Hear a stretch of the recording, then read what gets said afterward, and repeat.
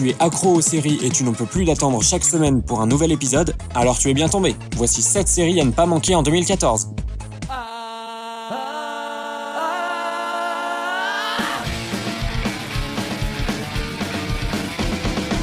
Les séries dont je vais vous parler sont toutes dans les 15 séries les plus consultées cette semaine. J'espère ne rien révéler d'important, mais je garantis rien.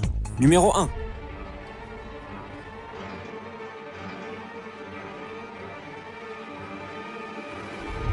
Si vous n'avez pas reconnu le générique, aïe aïe aïe. The Walking Dead. Inspirée du comics du même nom, la série est actuellement diffusée chez EMC pour une 5e saison. Elle a débuté le 31 octobre 2010. Côté comics, c'est en 2003 chez Image Comics que débarque Rick Grimes. Le phénomène arrive en France depuis 2007 avant de devenir une série culte. Petit bémol, c'est en noir et blanc. À noter qu'il existe aussi une adaptation du comics en jeu vidéo, avec The Walking Dead, le jeu. L'histoire comprend beaucoup de différences entre série et comics. Cependant, l'intro reste la même. Rick Grimes, policier, reçoit une balle dans la poitrine lors d'une intervention musclée pour arrêter un criminel. Lorsqu'il rouvre les yeux, 2 mois se sont écoulés. Il est dans un hôpital vide et personne ne répond à ses appels. Il parvient à sortir et se rend compte que le monde n'est plus celui qu'il n'était. Des personnes mortes se tiennent debout et tentent de l'attaquer. Sa femme et son fils sont introuvables.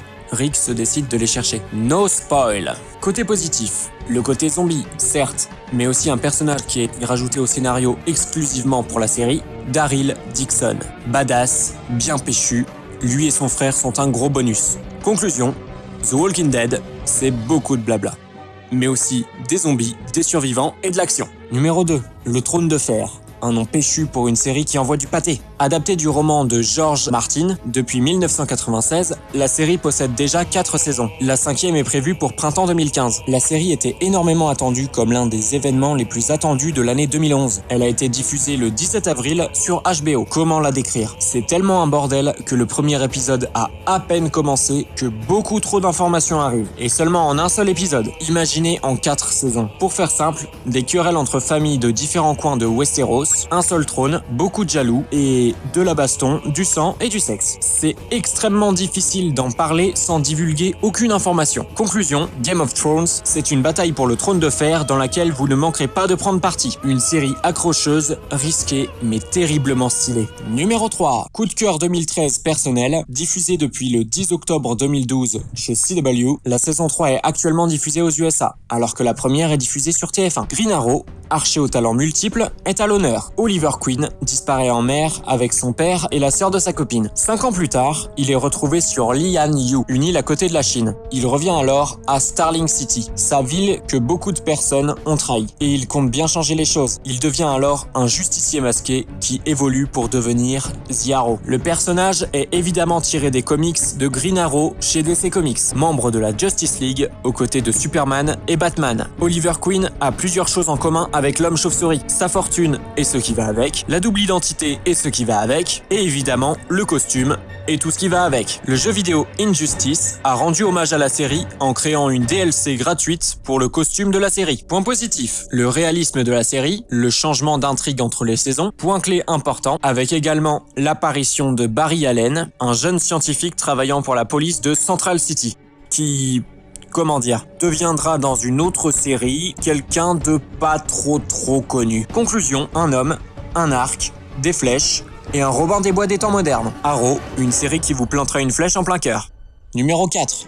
L'homme le plus rapide du monde. Cité il y a 1 minute, Barry Allen est à l'honneur dans cette série dérivée de Arrow. Il a débuté le 7 octobre dernier sur la CW et poursuit en parallèle les aventures d'Oliver Queen, chacun dans sa ville respective. Flash est aussi un personnage de DC Comics et fait également partie de la Justice League aux côtés de Green Arrow. Pour faire court, après une rencontre de 2 épisodes avec The Arrow lors de la 2e saison de celui-ci, Barry rentre chez lui pour assister à l'inauguration d'un accélérateur de particules. Cependant, celui-ci explose. Barry est frappé par la foudre et tombe dans le coma. La série parle de son réveil avec ses nouvelles capacités. Je ne peux pas non plus trop spoiler la chose, mais une traînée rouge se déplace maintenant dans Central City en sauvant des innocents et en jouant aux super-héros. Seulement, cette traînée n'est pas la seule chose inhabituelle à Central City. Durant les 4 premiers épisodes, les interactions avec Arrow sont déjà nombreuses, ce qui relie étroitement les 2 séries entre elles. L'épisode 8 de Arrow et de Flash sera un crossover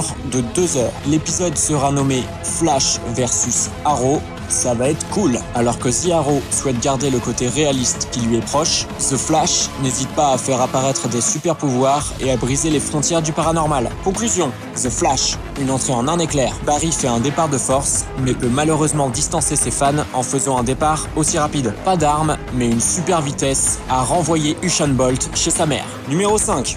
Vous voulez un autre héros de chez DC Comics? Un autre Batman? Le tout sur la Fox depuis le 22 septembre 2014? Eh bien, non! Par contre, les origines de Gotham et de Bruce Wayne, un jeune garçon de 12 ans qui vient de perdre ses parents, voilà.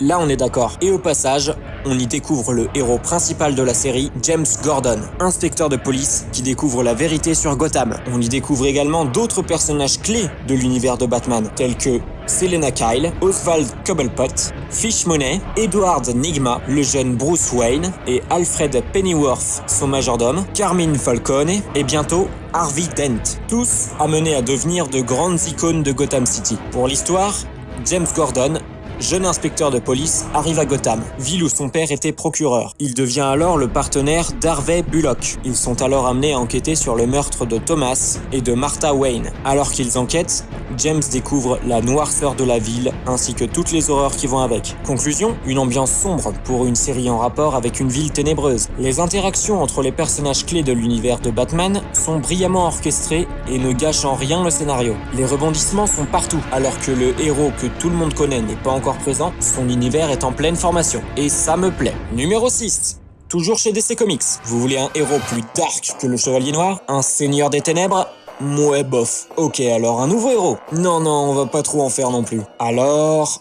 John Constantine. C'est qui, lui? Alors, CV. Exorciste, démologiste et maître des arts obscurs? Ouais, c'est ténébreux, ça sonne bien. Allez, on signe pour une série avec 13 épisodes.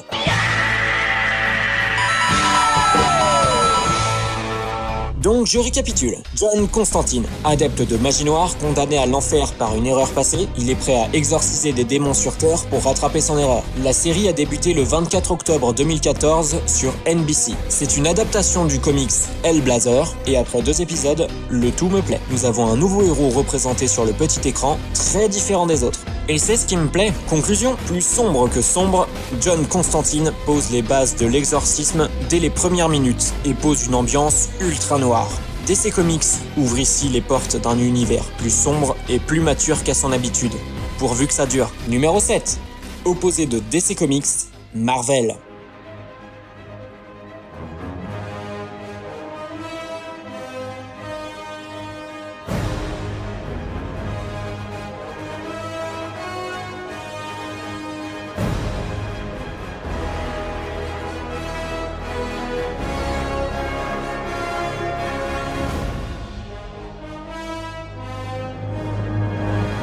Quoi de mieux pour compléter ces 10 films déjà sortis, ainsi que les prochains à venir, qu'une série Marvel accompagnant ceux-ci avec un épisode par semaine pour faire patienter les fans? Remarque, quoi de mieux que la série pour introduire la bande-annonce d'Avengers 2? Enfin, c'est ce qui était prévu initialement, avant que la bande-annonce n'ait fuité sur le net. Mais Marvel, déjà très fier de son annonce au Marvel Event, n'est pas du tout rancunier et a alors diffusé une autre version de la bande-annonce avec en exclu une partie de la scène diffusée au Comic-Con de San Diego en juillet dernier. Bordel, depuis le temps que je l'attendais celle-là.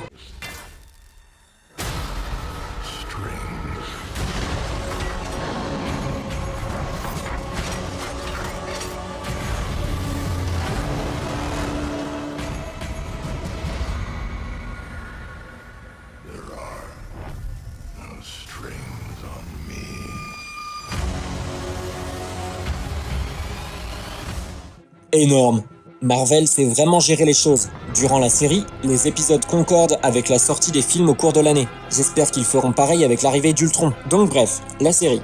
En tant que grand fan de Marvel, ça pouvait que me plaire. Réalisé par le même réalisateur que les Avengers, sorti le 24 septembre 2013 sur ABC, la saison 2 est en cours. Pour faire simple, l'agent Phil Coulson est de retour. On ne sait pas trop comment, mais je vous dirai rien. Et monte sa propre équipe d'intervention du SHIELD à bord d'un avion ultra sophistiqué. Les ennemis du SHIELD, une organisation mystérieuse ayant créé une arme rassemblant plusieurs technologies, notamment le sérum du super soldat qui a promu Steve Rogers au rang de capitaine, les rayons gamma qui ont fait de Bruce Banner une bête sauvage verte et très en colère, et le gène Extremis, qui a rendu Aldrich Killian en espèce de super soldat un peu plus instable et flamboyant. En gros, ça fait pas mal de dangers à contrer, et pour ça, il faut une équipe de choc. Je ne vous spoilerai rien, promis, même si le retour de Coulson est inattendu. Pour le premier épisode de la saison 2, Marvel introduit Agent Carter, un pilote concentré sur l'agent Peggy Carter, grand amour de Steve Rogers dans Captain America First Avenger. Cela se déroulera en 1946 et devrait raconter la création du Shield. Pour Agent of Shield, la série s'inspire de l'univers cinématographique de Marvel tout en étant individuel et pouvant exister en solitaire. Conclusion, Agent of Shield, du Marvel en série, des super agents, des références à tout va et surtout une bonne série en perspective. Prêt pour la suite de la saison 2? Si tu connais aucune de ces séries,